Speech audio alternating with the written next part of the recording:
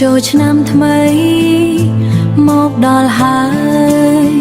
កូនចៅរីករាយប្រមូលផ្ដុំគ្នាយកទឹកក្អូរផ្កាឈូកពេញដៃចូលសំពះជូនអ្នកមានគុណធំស្នេហ៍ក្តីគោរពនៅក្នុងចិត្តមិនអាចវាបានដូចមេឃធំទូលាយស្រង់ទឹកជូនម៉ែឪជូនយាយតាសូមជ័យជំនះសុខភាពមាំមួនឲ្យជីវិតពោរពេញដោយសុភមង្គល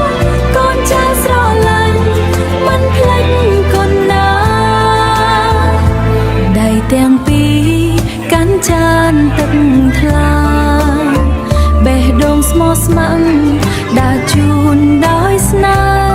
ហ៍ពាក្យជូនពរហោចេញពីចិត្តឲ្យអ្នកមានគុណមានសុខគ្រប់ថ្ងៃទឹកដំណរតិចតែចិត្តធំធេង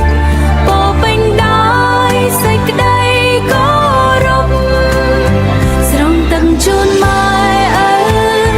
ជូនយាយតាសូមជ័យជំនះសុខភាពមាំមួនឲ្យជីវិតពោពេញដោយសុភមង្គលកូនចៅស្រឡាញ់មិនភ្លេចគុណណាសូមឲ្យពន្លឺព្រះអាទិត្យថ្មី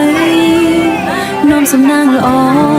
មកគ្រួសារយើង